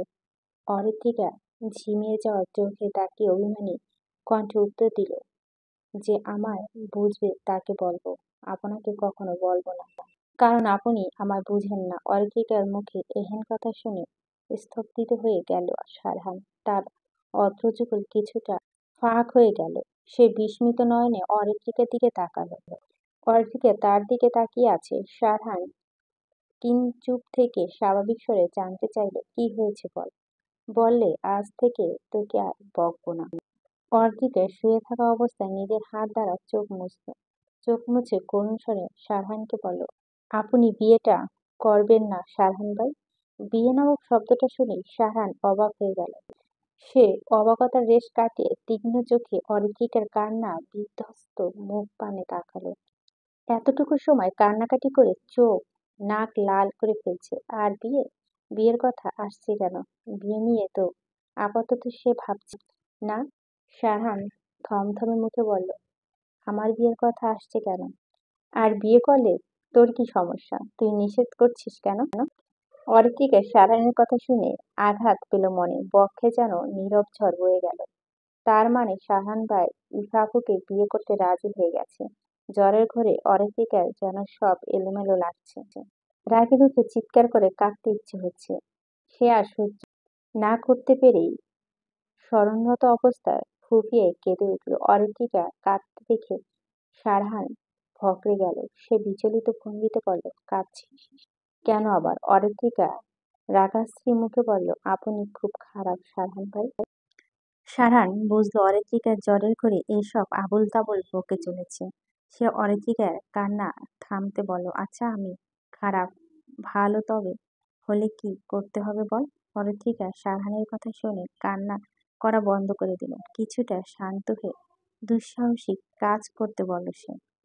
নিজের কম্পনরত হাত দ্বারা সারহানের পুরুষালিত শক্তপোক্ত হাত দিয়ে নরম মোলায়েম দুহাতের মাঝে আবদ্ধ করে নিল। সারহান অরিত্রিকার এমন কাজে চমৎকৃত বিস্ময় নির্বাক সে সরু চোখে তাকালো অরিত্রিকার দিকে। অরিত্রিকা কিছুটা শক্ত করে পুনরায় মুঠোবন্দি করল। হাতের উষ্ণ ছোঁয়ায় একবার সারহানের হৃদয়স্পন্দন বেড়ে গেল। চমকিত হলো মন। জানেন, আপনি আসলে একটা যন্ত্র মানব। এই কারণে তো আপনি কারো চোখের ভাষা পড়তে পারেন না। সেই মানুষটির মনে লুকিয়ে থাকার অনুভূতিটা টের পান না। সবসময় অবহেলা করেন। আপনাকে হারানোর ভয়ে সে মুছে যাচ্ছে। অথচ আপনি বুঝতে পারছেন না, নিজের সুপ্ত ভালোবাসাকে দমিয়ে রাখতে চাইলেও পারিনি। ভালো লাগা মানুষটি অন্য কারো হয়ে যাবে শুনে চুপচাপ থাকতে পারিনি। আপনি বিয়েটা করবেন দয়া করে। আপনাকে অন্য কারো হতে দেখলে সে সহ্য করতে পারবে না। বিরহ জ্বলে যাবে তার হৃদয়। আপনি বলুন, জীবনে প্রথম ভালো লাগা কখনো ভুলতে পারা যায়? অরিত্রিকা মলিন স্বরে অন্যমনস্ক হয়ে বাক্যগুলো আড়ালো। বক্ষে তার অস্থিরতা বিরাজ করছে। শ্বাস নিতে কষ্ট হচ্ছে। নরম হাতে পুরুষালিত হাতে অস্তিত্ব যেন জানান দিচ্ছে, অরিত্রিকা এটা তোর ভ্রম নয়, সত্যি মানুষটা তোর সামনে বসে আছে। তোর সকল কথা মনোযোগ দিয়ে শুনছে। তোর সকল কথা মর্ম বোঝার চেষ্টা করছে। তোর জন্য চিন্তা করছে। কিন্তু অরিত্রিকা তখনও সারানকে তার কল্পনা আসল হতে বাস্তব অনুভব করতে ব্যর্থ হলো। সারান আশ্চর্য হয়ে গেছে। এসব কি বলছে? কিছুই যেন সে ঠাহর করতে পারল না। সারহান অষ্টযুগল গোল করে শ্বাস ফেলল। বুকের মাঝে সমুদ্রের ঢেউর ন্যায় আছড়ে পড়ল সুপ্ত অজানা শিহরণ। কাহিনী যে এত দূর গড়িয়েছে সে বুঝতেই পারেনি। আবেগ, ভালো লাগা এগুলো সকলের কাছে তবে বয়সভেদে কম বেশি। অরিত্রিকার ক্ষেত্রেও তাই হয়েছে। এই বোকামি যে একটু কেয়ার সুন্দরভাবে কথা বলাকে এতটা সিরিয়াস নিবে সে বুঝতে পারেনি। সে তো তেমন কোনো ইন্টেনশন নিয়ে এগুলো করেনি। আর কিছু ভাবতে পারল না সারহান। মাথা কাজ করছে না এখন। সে সবকিছু বুঝে অরিত্রিকার মুখে হতে নামটা জানতে চাইল। সারহান নিজেকে স্তব্ধ করে শান্ত কণ্ঠে শুধালো, মেয়েটিকে। অরিত্রিকা অসহ্য লাগছে সবকিছু, তবু মলিন হেসে বলল, আপনার আশেপাশে আছে, খুঁজে নিন। সারহান নিজের মাঝে অস্থিরতা অনুভব করছে। এতটা বিচলিত কেন তার মন? জোরে কয়েকবার শ্বাস টেনে নিল সে। সারহান তার হাতে বেশ গরম অনুভব করলো। অরিত্রিকার হাত কাঁপছে। সারহান বুঝল অরিত্রিকার জ্বর আবারও বেড়েছে। সে অরিত্রিকার মুঠোবন্দি হাত হতে নিজের হাত ছাড়িয়ে নিল। ব্যস্ততার সহিত আবারও জলপট্টি দিল সে। অরিত্রিকার চোখ নিমিষে বুজে এলো। সে আর তাকিয়ে থাকতে পারল না। তানিয়া বেগম সুপ হাতে অরিত্রিকার রুমে প্রবেশ করল। দেখতে পেল সারহান অরিত্রিকার যত্ন সহকারে জলপট্টি দিচ্ছে। ছেলের এমন রূপ দেখে কিছুটা অবাক হয়েছেন তিনি, তবে ভালোই লাগছে। যে ছেলে অরিত্রিকাকে বকাঝকা করে সে নিজেই সেবা করছে। সারহান কারো পায়ের শব্দে সামনের দিকে তাকালো। তানিয়া বেগমকে দেখে অস্বস্তি পড়ে গেল সে। অস্বস্তি লুকিয়ে সারহান তার মাকে স্বাভাবিকভাবে বলল, এতক্ষণ কি করেছিলে বলো তো? এদিকে অরিত্রিকার জ্বর কমছে না। খাবার খাইয়ে বাড়িতে তো ওষুধ আছে, আপাতত খাইয়ে দাও। আবারও কাঁপুনি দিয়ে জ্বর আসছে। ডাক্তার কখন আসবে বলা যাচ্ছে না। তানিয়া বেগম এগিয়ে আসতে আসতে বলল, আমার ছেলে যে এই গুণটাও আছে আজ জানলাম। সারহান মায়ের কথা শুনে অপ্রস্তুত হলো। সে মুখ গম্ভীর করে বলল, তুমি তো জানো আমি কেমন, তা সকলকে দেখাতে চাই না। আমি আমার রুমে গেলাম। ঈশা কফি নিয়ে আসলে আমার রুমে পাঠিয়ে দিও, ঠিক আছে? সারহান চেয়ার থেকে উঠে কয়েক কদম গিয়ে পিছু ফিরে অরিত্রিকার দিকে তাকালো। অরিত্রিকা বলা কথাগুলো মনে পড়তেই চোখ সরিয়ে নিল সেদিক থেকে। নানা ভাবনা যেন মস্তিষ্ক চেপে ধরল। সে পা গলিয়ে রুম থেকে বেরিয়ে গেল। রাত পেরিয়ে ভোর হয়েছে, চারদিকে পাখির কিচিরমিচির কোলাহল, মুখরিত পরিবেশ। বৃষ্টি থেমেছে রাতের তৃতীয় প্রহরে। ভোরে হালকা আলোয় প্রকৃতি দৃশ্যমান হচ্ছে, ধীরে ধীরে বাতাস মিশে আছে শীতলতায়। মৃদু বাতাস ছুঁয়ে যাচ্ছে ব্যালকনিতে বসে থাকা গম্ভীর পুরুষটির শরীর। দৃষ্টি তার অদূরে, গভীর ভাবনা আচ্ছন্ন সারহান। সারা রাত না ঘুমিয়ে এখানে বসে আছে ব্যালকনিতে। ঘুম যেন চক্ষু হতে কোথাও নিরুদ্দেশ হয়েছে। মাথা ব্যথা, ঘুমের ওষুধ খেলেও চক্ষু পটে ঘুমের হাতছানি পায়নি। রাত হতে মস্তিষ্ক অরিত্রিকা বলা কথাগুলো ঘুরপাক খাচ্ছে। অরিত্রিকা কথাগুলো জ্বরের ঘরে বলো সত্যতা আছে, তা সারহান বুঝতে অসুবিধা হয় না একটু। তার প্রতি যে অরিত্রিকার ভালো লাগা কাজ করে তা পরিষ্কার হয়ে গেছে। সারহান ভাবনার মাঝে তার হাত চক্ষুর সমক্ষণ তুলে ধরল। অরিত্রিকা তার হাত মুঠোবন্দি করেছিল। ভাবতে বক্ষে অন্তঃকণে অন্যরকম শিহরণ বয়ে গেল। বক্ষে মৃদু অস্থিরতা অনুভব করল। সহসা চোখ বন্ধ করল সারহান। তখনই ভেসে উঠল জ্বরে কাতর হয়ে যাওয়া মনির মেয়েলি মুখশ্রী অবয়ব। মৃদু বাতাসের জানালা হালকা গোলাপি পর্দায় হেলে দুলে নড়ে চলছে। সকালের শীতল মনোরম পরিবেশ। রাতের বৃষ্টিতে গাছের পাতাগুলো যেন অনেক বেশি গাঢ় সবুজ বর্ণ ধারণ করেছে। গাছের পাতার অবশিষ্ট বৃষ্টিকণা সূর্যের আলো পড়তেই মুক্তোর ন্যায় জ্বলজ্বল করে উঠছে। সূর্যের আলো জানালা ভেদ করে অরিত্রিকার রুমে প্রবেশ করেছে। ঝিকিমিকি রৌদ্রস্নাত প্রকৃতি মোটেও মন্দ লাগলো না। অরিত্রিকা বিছানা আধশোয়া হয়ে বসে আছে, মুখশ্রী শুকনো মলিন। এক রাতে মেয়েটি জ্বর অনেকটাই কাবু করে ফেলেছে। অতিরিক্ত ঘুমের কারণে চোখে মুখে ফুলে গেছে। রাতে ঝড় বৃষ্টি কমে এলেও ডাক্তার এসেছিল চৌধুরী বাড়িতে। তিনি অরিত্রিকাকে অতিরিক্ত জ্বর ওঠার কারণে ইঞ্জেকশন দিয়েছিল, সাথে আরো কিছু ঔষধ। এতেই অরিত্রিকার ঘুমের বিভোর হয়ে গিয়েছিল। এখনো চোখে ঘুম জড়িয়ে আসছে। কখন রাত পেরিয়ে ভোর হয়েছে বুঝতে পারেনি। অরিত্রিকা ঘুমে দুলদুল চোখ দেওয়ালে টানানো ঘড়ির দিকে তাকালো। 9টা 20 বাজে। রাতে ছুপ খেয়েছে শুধু। খিদেতে পেটে মনে হচ্ছে ইঁদুর দৌড়াচ্ছে। সাথী বেগম অরিত্রিকাকে ডেকে ফ্রেশ হয়ে বিছানায় বসে থাকতে বলেছে। সে অসুস্থ হয়ে একটা দিক ভালো হয়েছে, মায়ের আদর যত্ন ভালোবাসা পাচ্ছে বেশি করে। অরিত্রিকা এক ধারে অফ হোয়াইট দেওয়ালের রং তুলে স্বতঃস্ফূর্ত আঁচড়ে আঁকা ফুলগুলোর দিকে তাকিয়ে রইল। দেখতে অসম্ভব সুন্দর লাগছে। তার মনে পড়ে যখন সে সদ্য কলেজে উঠেছিল, সে সময় তাদের বাড়ি পুনরায় রং করা হয়। অরিত্রিকা তার বাবাকে বলেছিল নিজের ঘরের দেওয়ালে ফুলের পেন্টিং করাবে। আজমল সাহেব মেয়ের কথা রাখলেন, কিন্তু মেডিকেলে চান্স না পাওয়ায় সবকিছু অন্যরকম হয়ে গেল। অরিত্রিকার সাথে তার বাবার ভালোভাবে কথা বলে না। অরিত্রিকা মানে তার গাফিলতির কারণে মেডিকেলে চান্স পায়নি। ভাবতে বুক চিরে দীর্ঘ নিঃশ্বাস বেরিয়ে এলো। সাথী বেগম খাবার প্লেট হাতে রুমে প্রবেশ করল। মেয়েকে গভীর চিন্তায় মগ্ন দেখে তিনি ডেকে উঠালেন। অরিত্রিকা এত কিছু ভাবছে। অরিত্রিকা ভাবনার সুতো ছিঁড়ল তখন, যে সাথী বেগমের দিক তাকিয়ে ধীর কণ্ঠে বলল, তেমন কিছু না। সাথী বেগম গিয়ে মেয়ের পাশে বসলো। নিজ হাতে ভাত মাখিয়ে অরিত্রিকাকে বলল, নে হাঁ কর। অরিত্রিকা খাবার মুখে নিল। নিজেই অনুভব করলো সে খেতে পারছে না। কেমন বিষাদ লাগছে মুখে। চোখ মুখে কুঁচকে গেল তার। সাথী বেগম অরিত্রিকার মুখশ্রী কুঁচকানো দেখে বলল, কি হয়েছে মা? ভাত খেতে পারছি না, স্বাদ লাগছে না, পানি দাও। সাথী বেগম অরিত্রিকার হাতে পানির গ্লাস এগিয়ে দিলেন। অরিত্রিকা পানি দ্বারা মুখে ভিতরে থাকা ভাত গিলে ফেললেন। পানিও তেতো লাগছে। মুখ কুঁচকে বলল, আমার খেতে ইচ্ছে করছে না আর। নিয়ে যাও খাবার। ওষুধ খেতে হবে, এত অল্প খেলে হবে না, আর একটু খা। অরিত্রিকা মুখ ভার করলো। সাথী বেগম দেখলো ভাত মাখিয়ে অরিত্রিকাকে খাইয়ে দিল। 3-4 বার খেয়ে আর খেলো না অরিত্রিকা। সাথী বেগম প্লেটটা হাতে ধুয়ে ডাক্তারের দেওয়া কয়েক রকমের ওষুধ খোসা ছাড়িয়ে মেয়ের হাতে দিলেন। অরিত্রিকা সবগুলো ওষুধ খেয়ে হাঁফ ছেড়ে বাঁচত যেন। অরিত্রিকা নিজের রুমে কারো উপস্থিত না দেখে সাথী বেগমকে জিজ্ঞেস করল, মা কাউকেই দেখছি না। কোথাও গিয়েছে কি? না, সবাই নিচে আছে। তুই যখন ঘুমাচ্ছিলি সবাই তোকে দেখতে এসেছিল। ইশরা বাসায় চলে গেছে।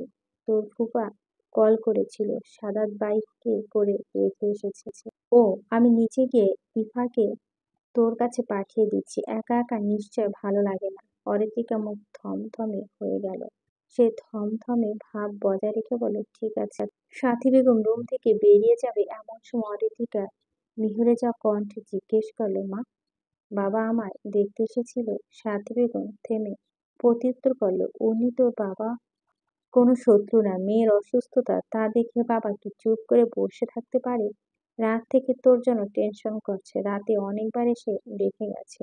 অরিত্রিকার মন ভালো হয়ে গেল। সারহান, তোর চোখ এত লাল লাগছে কেন? সারা রাত ঘুমাসনি? সারহান আজ এমপি মহোদয়ের সাথে দেখা করতে ওনার বাড়িতে এসেছে। সাথে আবির। আবির সোফায় বসে অনেকক্ষণ যাবৎ খেয়াল করছে সারহানের চোখ টকটকে লাল। এই দুটো কারণ হতে পারে। প্রথমত, গঞ্জিকা সেবন, ছাইপাশ খাওয়া। দ্বিতীয়, রাতে ঘুম না হওয়া। প্রথম কারণটা সারানের ক্ষেত্রে প্রযোজ্য নয়। সে জানে তার বন্ধু যথেষ্ট ভালো এসবের দিক দিয়ে। তাহলে কি দ্বিতীয় কারণ?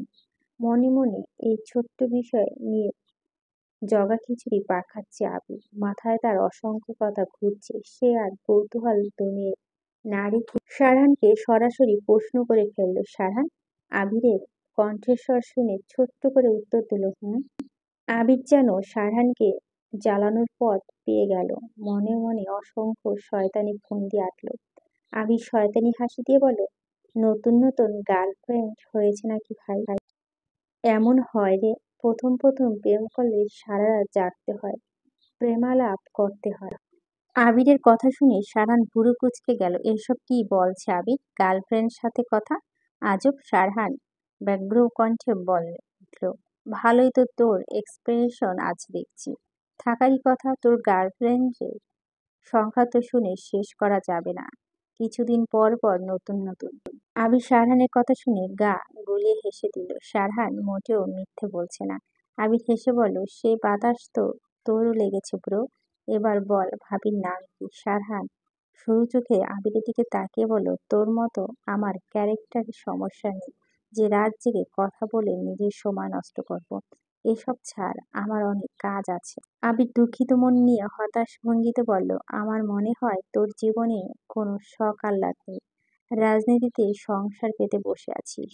আমার কষ্ট হয় জানিস। আমি মনে হয় এই জীবনে চাচ্চু ডাক শুনতে পারবো না। অন্তত চাচ্চু ডাক শোনার ইচ্ছে পূরণ করতে বিয়েটা কর ভাই। সারহান মুখ কুঁচকে বলল, তোর মতো ড্রামাবাজ আমি খুব কম দেখেছি। মেয়েদের মতো এত ন্যাকামি করিস কেন? সত্যি বললেই ন্যাকা লাগে তোর। এমন একজনের সাথে তোর বিয়ে হোক যে তোর সম্পূর্ণ বিরোধী ধর্মী মানুষ, সারাদিন তোকে জ্বালিয়ে মারবে, তখন দেখবি ন্যাকামি কি। আস্তে কথা বল, ভুলে যাস না আমরা এখন কোথায় আছি। আবির চুপ হয়ে গেল।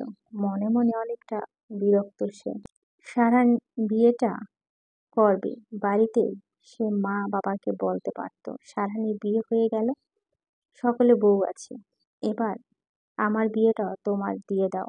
তা আর হচ্ছে কোথায়? সারানকে বিয়ের কথা বলে কোনো লাভ হচ্ছে না। সাহস করে নিজের বাড়িতে নিজেই বিয়ের কথা বলতে পারছে না। কি যে মুসিবত! সারহান আবিরের কথা আর পাত্তা না দিয়ে পকেট হতে ফোন বের হলো।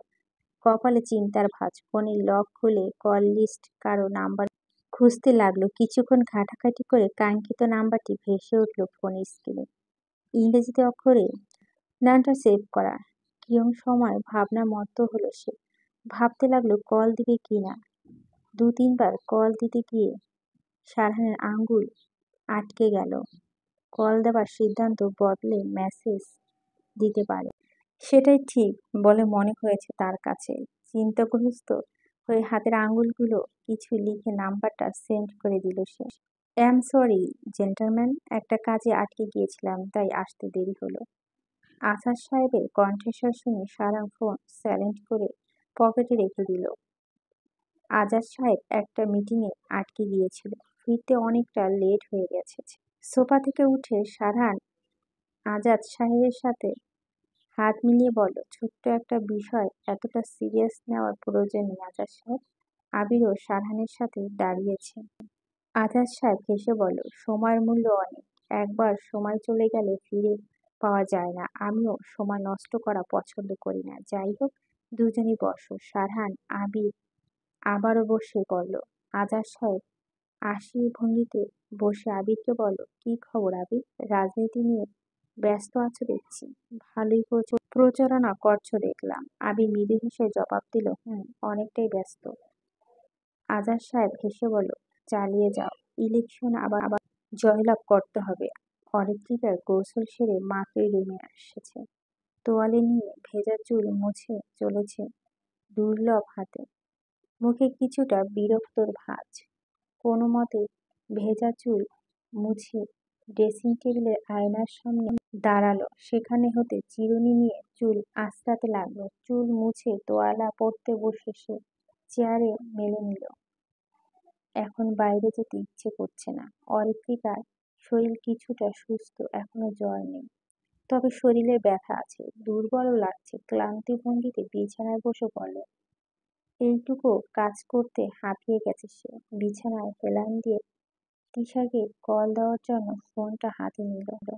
ইশরা চলে গেছে, মনটা ভালো নেই। ইফা থাকলেও কথা বলতে ইচ্ছে করছে না। তিশা আসলে হয়তো মনটা ভালো লাগবে।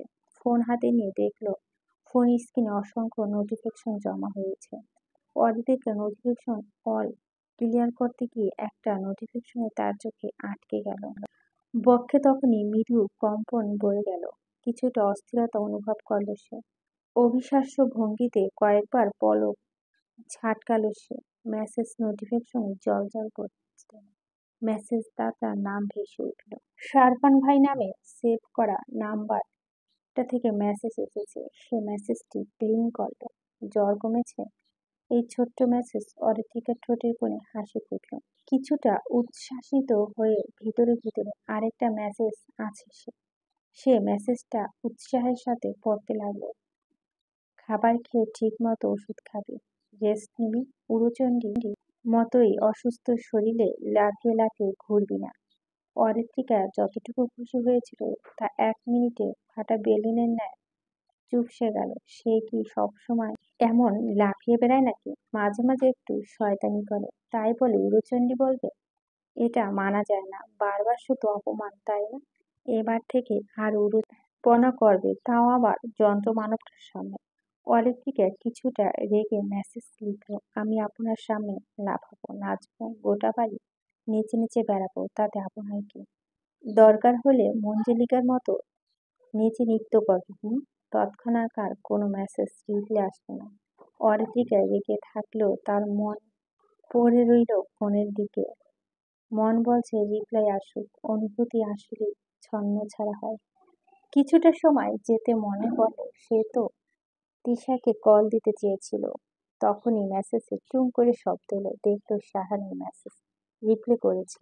অরিত্রিকা আগ্রহ নিয়ে দ্রুত মেসেজ বক্স ওপেন করে পড়তে লাগলো। লুঙ্গি পরেছিলি সেই দিন, শ্বাসটা মঞ্জুলিকার থেকে কম কিছু লাগছিল না। অন্য কেউ হলে নিশ্চয় ভাবত তুই তার ঘাড় মটকাতে এসেছিস। তবে বলতে হবে সেই শ্বাসটা তোর জন্য একদম পারফেক্ট ছিল। একদম ছোট্ট মঞ্জুলিকা লাগছিল তোকে। অরিত্রিকার চোখ বড় বড় হয়ে গেল। এটা কি সারহান ভাই তার প্রশংসা করলো নাকি অপমান করলো, তা নিয়ে অরিত্রিকা কনফিউজ রয়ে গেল।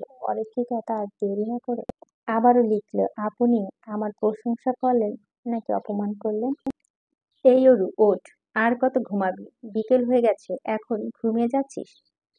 তিশা অরিত্রিকার বিছানার সম্মুখে গিয়ে কোমরে দুহাত দিয়ে বিকসারানো মেজাজে অরিত্রিকাকে ডেকে চলছে। অরিত্রিকা তো ঘুমে এতটাই বিভোর, তিশার কণ্ঠস্বর কানে পৌঁছাচ্ছে না। বিকেলে আসতে বলে এখনো ঘুমাচ্ছে।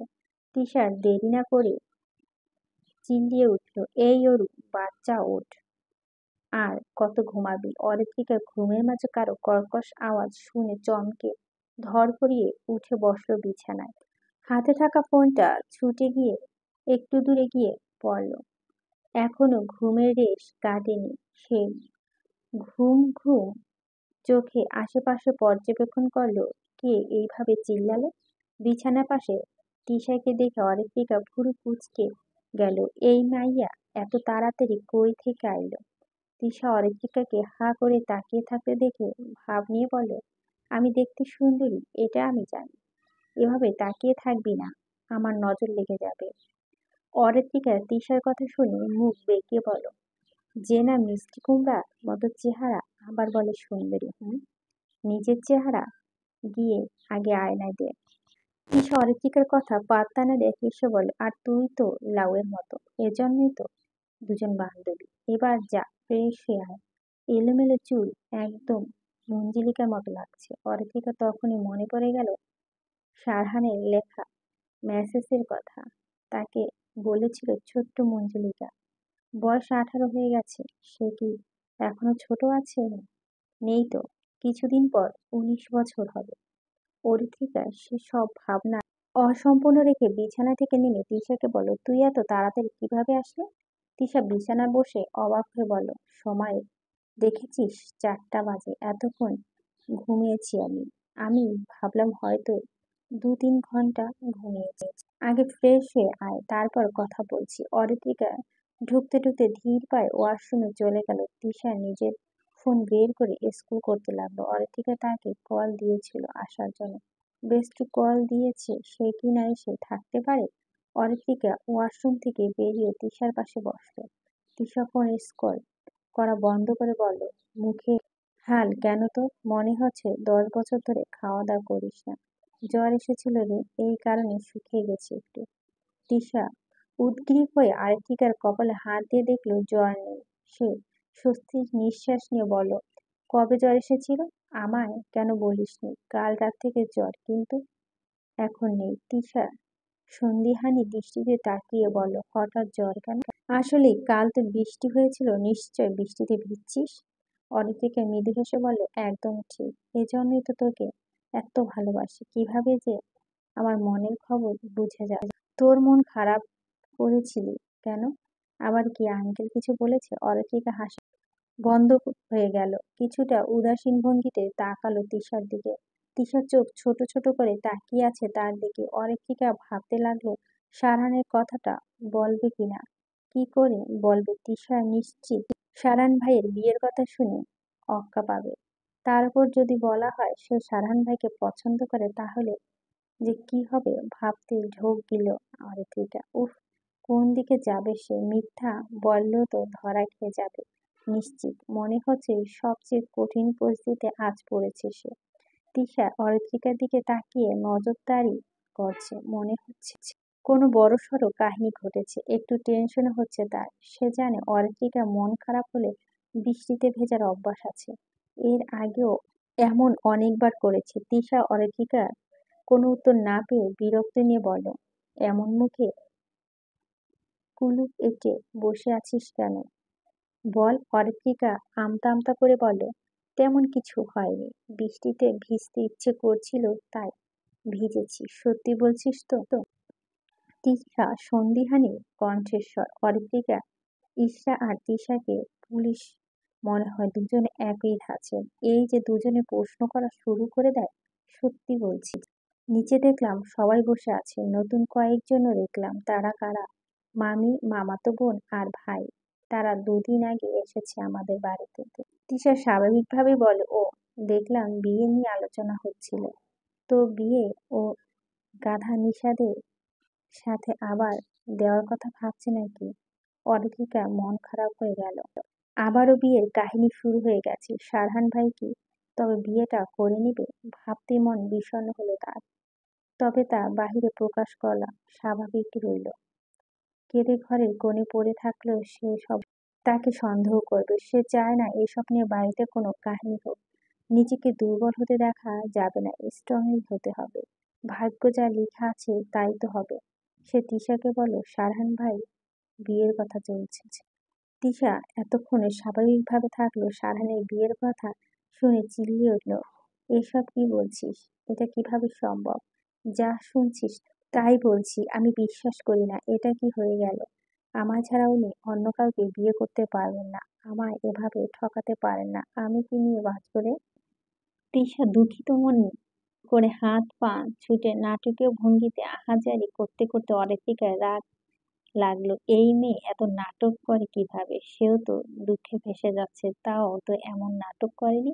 অরিত্রিকা খিচে যাওয়া মেজাজে বলল, এমন করে আহাজারি করছিস মনে হচ্ছে সারাহান ভাই তোকে ধোকা দিয়েছে, 10 বছর রিলেশন করছে তোর সাথে। আমার সামনে এমন নাটক করবি না, না হলে খালি চুবিয়ে রেখে আসবো। তিশা অরিত্রিকার কথা শুনে থেমে গেল, মুখ ভার করে বলল, আমার ক্রাশে বিয়ে করছে, আমি কিভাবে চুপ থাকবো? চিঠি দিয়েছিলাম, রাজি হলে বিয়ে হয়ে যেত আমাদের। আর উনি কি করলেন? আমায় পাত্তা দিলেন না। কাজ নেই তো ওনার, তো মতো মিষ্টি কুমড়াকে বিয়ে করবে। আরে তুই অপমান করলি। অরিত্রিকা রুম থেকে বেরিয়ে যেতে যেতে বলল, অবশ্যই। নিচে গেলে চল, না গেলে বসে থাক, আমি গেলাম। তিশা অরিত্রিকার পেছনে দৌড়াতে দৌড়াতে বলল, আরে আমিও আসছি, থাম। চৌধুরী বাড়ি ডাইনিং রুমে সোফায় বসে আছেন আজমল সাহেব, আরশাদ সাহেব, সাথী বেগম, তানিয়া বেগম, মিতা বেগম আর আফ্রিদি। আলোচনা চলছে বিয়ে নিয়ে। আরশাদ সাহেব চিন্তিত ভঙ্গিতে তানিয়া বেগমকে বলেন, তুমি ইফার সাথে সারহানের বিয়ের কথা বলছো? সারহানের থেকে মতামত জানতে চেয়েছো? তানিয়া বেগম সারহান সাহেবের কথা শুনে বলল, সারহানের সাথে এইসব নিয়ে কথা হয়নি। ভেবেছিলাম রাতে কথা বলবো, তা আর হলো কই। অরিত্রিকার জ্বর এসেছিল, তাই আর বলা হয়নি। তোমায় বললাম কারণ সারহানকে তুমি বিয়ের কথা বলবে। আরশাদ সাহেব কপাল টান টান করে বলল, আমাকেই পাও সব সময় ফাঁসানোর জন্য। তুমি তো ছেলেকে চেনো না, এতদিন তো বিয়ের কথা বলছো, এক পা কি এগিয়েছে সেই দিকে? শুধু তো ইলেকশনের দোহাই দিয়ে পিছিয়ে যাচ্ছে। আমি এসবের ভিতর নেই। তোমার ছেলেকে কিভাবে তুমি বোঝাবে সেটা তোমার ব্যাপার, আমার টানবে না। তানিয়া বেগম একটু মেকি রাগে দেখিয়ে বলো, এখন আমার ছেলে হয়ে গেল তাই না? এবার বুঝেছি আমার ছেলে একদম তোমার মতো হয়েছে। তুমি ওকে তোমার মতো বানিয়েছ। আমি হয়ে তোমার সংসার করে যাচ্ছি, আর অন্য কেউ হলে সংসার ছেড়ে পালাতো। আজমল সাহেব দুজনে চুপ করতে বলল, আহ ভাই ভাবি আপনারা কি শুরু করলেন? চুপ করুন। আরশাদ সাহেব আর তানিয়া বেগম চুপ করে গেলেন। তানিয়া বেগম কটমট দৃষ্টিতে তাকিয়ে আশরাফ সাহেবের দিকে। মিতা বেগম, আফ্রিদি, সাথী বেগম মিটমিটিয়ে হাসছে। আজমল সাহেব পরিস্থিতি বুঝে বলল, আমি তো ভাবলাম সারহান সবকিছু জানে। যাই হোক, আমার মনে হয় সারহানকে সবকিছু জানিয়ে ওর মতামতটা আগে নেওয়া জরুরি। যথেষ্ট বড় হয়েছে, নিজের ডিসিশন নিজেই নিক। সাথী বেগমও সহমত প্রকাশ করলেন, আমারও তাই মনে হয়। আফ্রিদি চুপচাপ বসে আছে, মাথা ঘুরছে নানান ধরনের চিন্তা। আফ্রিদি জানে সারহান ছেলে হিসেবে একদম পারফেক্ট, যেমন ব্যক্তিত্ব তেমন আচরণ, সকলের সাথে ওঠা বসা আছে। কিন্তু সারহানের সাথে যে ইফার বিয়ের কথা চলছে, সে আজ সকালেই জেনেছে। সারহান পারফেক্ট থাকলেও একটা দিক আফ্রিদির ভালো লাগেনি, সারহানের রাজনীতি করা। রাজনীতি যারা করে তাদের শত্রুর অভাব নেই। চিপাচাপায় অজ্ঞাত অনেক শত্রু থাকে, এমনকি লাইফ রিস্ক থাকে, পরিবারের ওপরও অনেক বিপদ আসে। এসব ভেবে দোটানায় আছে আফ্রিদি। মাকে বুঝিয়েছিল, কাজ হয়নি। সারহানের কে মেয়ে জামাই বানানোর জন্য উঠে পড়ে লেগেছে। আফ্রিদি মায়ের এমন ব্যবহার একটু বিরক্ত। মিতা বেগম সেই দিকে ছাদে তানিয়া বেগমের কোনো উত্তর দেয়নি। তানিয়া বেগমকে শুধু বলেছিল পরে সিদ্ধান্ত জানাবে। ছাদ থেকে নেমে এসে ইফা থেকে জানতে চেয়েছিল সারহানকে বিয়ে করতে কোনো সমস্যা আছে নাকি। ইফা তার মাকে জানিয়েছিল বিয়েতে তার কোনো সমস্যা নেই। মেয়ের পছন্দ জেনে তিনি তানিয়া বেগমকে হ্যাঁ বলেছেন, কিন্তু সারহানের সাথে এর বিষয়ে কোনো কথা না হওয়ায় কিছুটা চিন্তিত তিনি। মিতা বেগম কথোপকথনের মাঝে বলে উঠলেন, আমার মনে হয় সারহান থেকে মতামত জানা জরুরি। এতটা তাড়াহুড়া করে কোনো সিদ্ধান্ত নেওয়া উচিত নয়, বিশেষ করে সারা জীবন দুজন মানুষ একসাথে থাকবে সে বিষয়ে ভেবে সিদ্ধান্ত নিতে হবে। সারহান ফোনে কথা বলতে বলতে সদর দরজা দিয়ে ডাইনিং এরিয়াতে ঢুকতে দেখতে পেল সোফায় বসে থাকা সকলের দিকে। দেখে বুঝলো হয়তো কোনো জরুরি কথা চলছে। কথা বলা শেষ করে কল কাটলো, এগিয়ে এসে বাবার পাশে বসলো। সারহান সকালের দিকে একবার অবলোকন করলো, বলো এখানে কোনো সিরিয়াস কথা নিয়ে ডিসকাশন চলছে নাকি? সবাইকে এত টেনসড লাগছে কেন? সকলে সারহানের আশ্মিত আগমনে কিছুটা অবাক হয়েছে। আরশাদ সাহেব ছেলেকে বলল, তুমি তো এই সময় বাড়িতে আসো না, আজ হঠাৎ? সারহান কিছুক্ষণ মৌন থেকে গম্ভীর কণ্ঠে বলে উঠল, কাল সারা রাত ঘুম হয়নি, মাথায় পেন হচ্ছিল, তাই চলে এসেছি। আবিরকে পার্টি অফিসে রেখে এসেছি, সবকিছু সামলে নেবে। আশরাফ সাহেব একবার স্ত্রীর দিকে তাকালো। তানিয়া বেগম মাথা নাড়িয়ে ইশারা করল এখন বিয়ের কথা না তুলতে। আশরাফ সাহেব সারহানের দিকে তাকিয়ে বলল, বেশি মাথা ব্যথা করছে? হালকা। আমার মনে হয় আপনি কিছু বলতে চাচ্ছেন। সংকোচন না করে বলতে পারেন। আশরাফ সাহেব গলা ঝেড়ে বলল, তোমার মা একটা মেয়ে পছন্দ করেছে। মেয়েটা যথেষ্ট নর্মভদ্র, সুন্দরীও বটে, আমাদের সকলের পছন্দ। তোমার কি মতামত? সারহান কপাল কুঁচকে গেল। আবারও বিয়ে? বাড়িতে আসলেই বিয়ে বিয়ে কলরব। হঠাৎ তার মনে পড়ে গেল অরিত্রিকার জ্বরের ঘরে বলা কথাগুলো। কিছুটা চমকে গেল সে। বিয়ের কথা শুনে কি হবে? উগ্রভ্রান্তের মতো বৃষ্টিতে ভিজেছিল। সে জানে অরিত্রিকার মন বিষণ্ণ থাকলেও বৃষ্টিতে ভেজার অভ্যাস আছে। তারপর জ্বর হয়ে বিছানায় পড়ে থাকে। সারহান কুঁচকে যাওয়া কপালে নিয়ে শুধালো, মেয়ে দেখেছ কবে? আর মেয়েই বা কে? তানিয়া বেগম আশরাফ সাহেবকে কিছু বলতে না দিয়ে নিজেই বলে উঠল, কথা চলছে কাল থেকে। তোর বিয়েটা দিয়ে নিশ্চিন্ত হতে চাই, বাবা রাজি হয়ে যা। মেয়েও তোর চেনা, তোর মিতা আন্টির মেয়ে, সাথে তুই বিয়ে দিতে চাচ্ছি। এবার মতামত বল। সারহানের মুখশ্রী স্বাভাবিক, তার মাঝে কোনো বিচলিত ভাব নেই। সে একবার আর চোখে তাকালো সিঁড়ির দিকে, তখনই চোখাচোখি হয়ে গেল আরত্রিকার সাথে। অরিত্রিকার দিকে হঠাৎ তাকানো সে ভপকে গেল, সন্দর্পণে চোখ নামিয়ে নিল। তখনই সারহান চোখ ফিরিয়ে তার বাবার দিকে তাকালো। সিদ্ধান্ত এখনই জানিয়ে দেওয়া জরুরি, সময় নিলেই পরিবেশ আরো ঘোলাটে হয়ে যাবে। সারহান সিদ্ধান্ত নিল সে বিয়েতে মত আছে, এখনই জানিয়ে দেবে।